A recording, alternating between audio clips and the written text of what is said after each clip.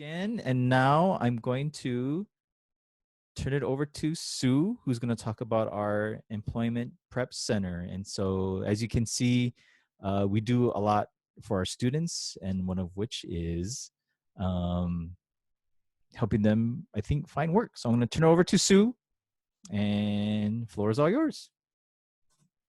Thank you, Sheldon. Hi, everybody. So in the chat box, I am going to put in some contact information and some links that you can reference to throughout my little presentation here. So let's put it in. So yep, it's up. And I'm going to share my screen.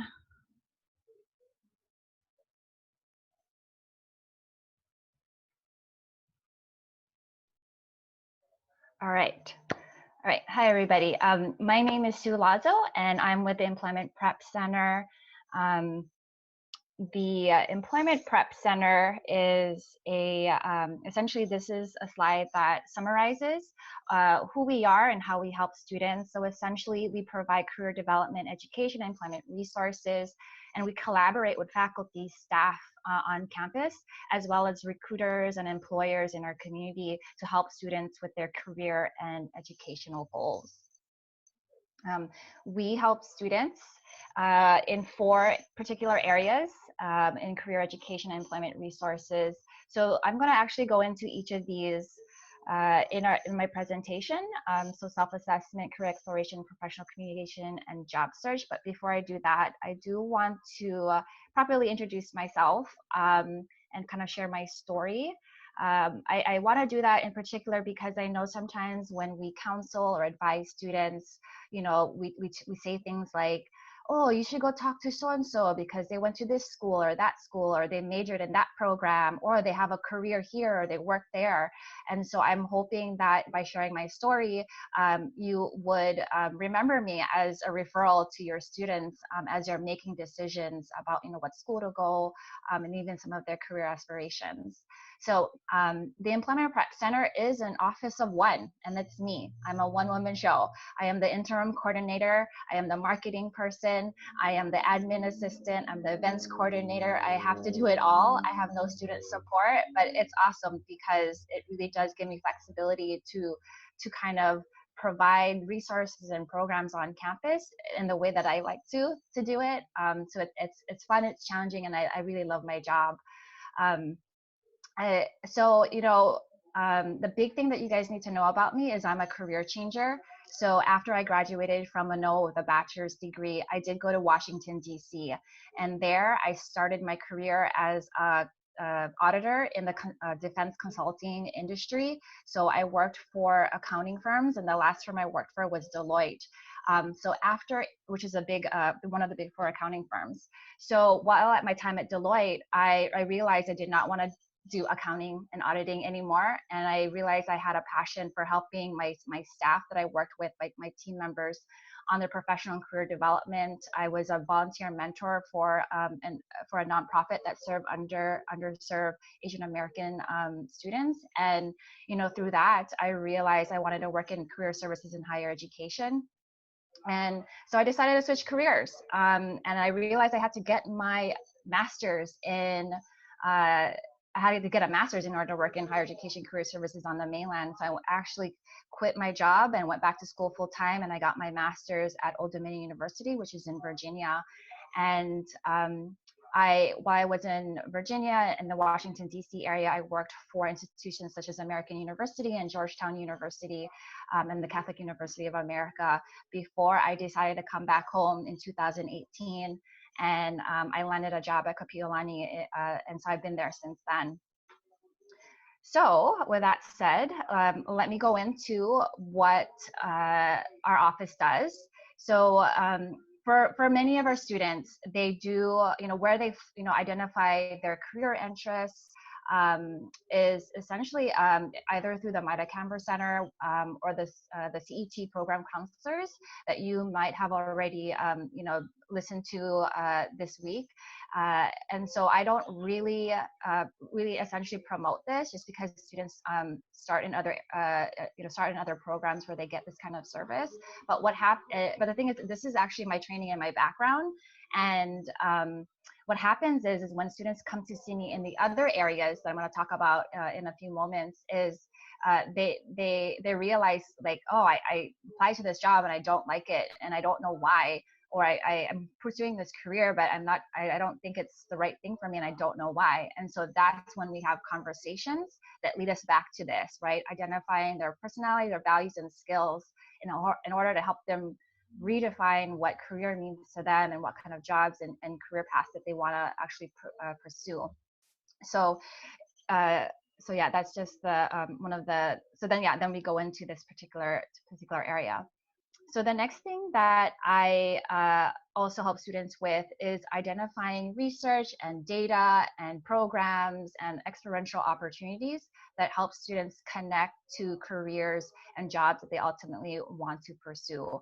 And so this is what we call career exploration. And I have hundreds of resources and links and anything you can imagine that can help students really make an informed decision about careers and jobs. So the next area is professional communication. So this is the most popular thing that students come to see me for. And the you guys can see here, resume, cover letters, interviewing, the whole gamut in terms of professional communication. And I would say out of all of these, my favorite is to do the mock interviews with students. The mock interviews are fun because what will happen is I will video record a mock interview with the student, and then we would replay the video and actually we'll talk about what they thought about their responses, and I'll give them direct feedback on areas for improvement. The other thing that I help students with, lastly, is the job search process. It's the second most popular area that I help students with, and what they come see me for. So I do want to highlight one particular resource. It's called Job Center Online, and you'll see that I have a link in the chat box for that. And that is actually the job database or job board that all University of Hawaii community college campuses use. So what that means is for an employer, it's great because they just can post one job and they can promote it to all 7 campuses, all 7 community college campuses across the state. So it just increases their exposure. For students, it's also great because they have access to more opportunities that are out there that they might not have seen if one employer only posted it to Kapi olani or just posted it to Honolulu CC, right? Now, the thing is, pre-COVID, I was consistently getting, a few employers every day posting their opportunities. A lot of our jobs that are posted on Job Center Online does include retail and hospitality and restaurants. So those numbers have gone down for us, obviously. But as hopefully, we'll start to see once the economy picks up back up, we'll probably see a lot more employers posting opportunities. Now, the other thing I help students with I want to mention is resources and best practices for open and hidden market. So essentially what that means is open market is Job Center Online, jobs that are that's posted and available to everybody. The hidden market is essentially networking. It's another word for networking. So I help students understand, what networking is, how to build their network, and how to effectively do it and manage their network. That is so important to students. And I think some students come to me like, I don't want to network. I don't want to reach out to strangers, but we have conversations about how to make it more manageable for them and how to do it based on their own communication strengths. Actually, one of my so yeah, aside from marketing, I also help with helping with their offers and salary negotiations. So with salary negotiations, that out of all this list, that's my favorite to help students with, because I find this and the actually interviewing, like doing mock interviews with students, help to build their confidence once they actually get those skills. And these are actually life skills that they have for life. And so it's just one of the things that I enjoy doing, because it's so worthwhile to see students just really get that confidence in themselves. I now also want to identify some of the resources that are available to students. I think what it does is really demonstrates the wealth of resources, career development, professional development resources that are available to students that would complement their education at our school. So, for example, I have tons of handouts on uh, resume writing, cover letter, interviewing, networking, salary negotiation, um, how to work a job fair. So these are these are 2-page handouts, so back and front. So they're really quick and easy, easy to read handouts for students that I provide. Now the thing is, for when COVID hit, it really there's so much need for content, right, and information, especially now for folks who've lost their jobs and want to find work. And so I developed a 8-page comprehensive document on how to find a job on COVID during the time of COVID, and so that is something I found that a lot of students have reached out and said they were very helpful. They were very thankful for that particular handout. So those are the things that I do for students, and I try to get them out as soon as possible. Um, you know, so that they have access to that information. The other things I do are career workshops. So again, the whole resume, cover letter, interviewing, job search support. I do those workshops primarily with the library. They have these series called the SOS Career Series workshops, and one of my favorites is actually that I recently just launched, was called The Art of Writing Emails. One of my big pet peeves are students who text when they write emails, and I really want to help improve that, especially when they are in the professional workforce, to kind of change that. And so that's just one particular workshop that I did. When COVID had happened, I had 2 more workshops to go for the semester, and I had to cancel them because they were in person. So what I did is I shifted to deliver them online. And so we had one at the beginning of April. I also have another one at the end of this month. And I'm bringing actually staffing agencies to present on those webinars, because it's another layer of support for students and getting access to jobs immediately if they do need them. The other thing I do is I do the same workshops for faculty and staff who also invite me to their classrooms and present on the same kind of topics. And I also will serve as a resource for assignments. So a lot of our, I work with hospitality, health sciences, the BLT program, so the Business, Legal, and Technology program. They've invited me to their class, invited me to be part of the review process on the resume assignments. So those are things that I'm also available to do. One of my favorite things to do for the campus is to coordinate employer panels. So these employer panels are I coordinate them, a couple of them every semester, where I bring 3 to 4 professionals in a particular industry and have them talk about their career paths, their decision to identify, their decision making process, right? When identifying that career path, what's a day, what kind of what's their day like, on their job, as well as giving students advice on that particular career path or that industry that they might be interested in pursuing. And so those have been very successful, and it's just a way for students to just become aware of the different options that are available to them within a particular industry. And I've done them for health sciences, I've done them for engineering, IT, and sustainability. And so those particular industries. EPC is also a professional or a referring agency for the YWCA. So if there's students who are in need of professional attire for a interview or for a job, I'm a source where I could refer them to YWCA, and they receive up to two free outfits. And when I say outfits, I mean not just their their clothing, but shoes and accessories. So it's the entire the entire outfit.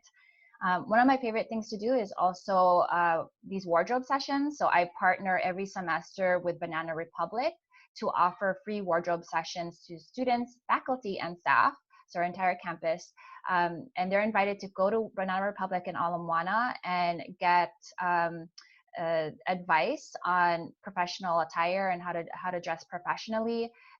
People who attend will also get matched up with a stylist, and the stylist will take them around the store and give them suggestions and advice on what clothes would be best for them. And also the favorite thing why I love doing this is they also offer 50% off to those that do attend these wardrobe sessions. And again, this is for not just students, but faculty, staff on our campus. The other most popular thing, we're also known for is our job fairs. So I coordinate a job fair for the campus every fall semester. So it's generally it features multiple industries. 2 years ago, we did one with 50 employers. But that's when we had 2 staff at EPC. Last semester, in the fall semester, I just because it was me and it was just easier to manage, I did 23 employers. And in the fall, right now I'm in discussion with my my counterparts at the other Oahu CCs on how we might be able to do this virtually in the fall. So that's something. I also have just kind of inside intel for you guys right now that are listening is we're also talking about doing one in May. So that is kind of taking up my time right now. We're potentially going to do one in May just as a test run to see how it goes. Obviously also to help people who need to find immediate work, but as a way to understand what's going to work best if we're going to have to do a virtual fair in the fall. I also do mini fairs for hospitality and culinary students, as well as the nursing department every semester for their CNA program. They have two cohorts that graduate every semester, and so I partner with them to coordinate employers to come to campus right after the students' graduation ceremony. So it's a really good partnership. And then lastly, the EPC is also a sponsor of the National Society of Leadership and Success, or NSLS, and that is a 5-step leadership program on campus that we provide for students. It gives them projects and training and resources to help improve their communication skills, their problem solving, their teamwork.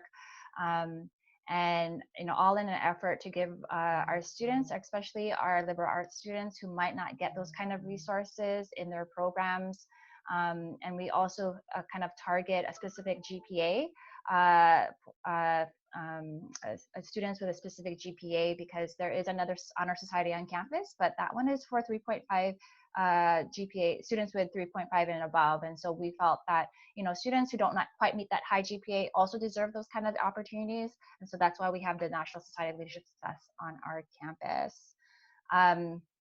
Before I move on, I just wanted to, if anybody had any questions. Sue, the job work online, job center online. Yes. Are those jobs primarily just off-campus jobs as opposed to on-campus jobs at your campus or community college campuses? Yes, good question. So Job Center Online is only for off-campus. The on-campus job database is called SECE, so SECE, and that's where since the HR department manages that, I don't see a lot of students regarding SECE. But what happens if students come to me and they're like, I need to find an on-campus job, I will refer them to SECE. Thank you. You're welcome.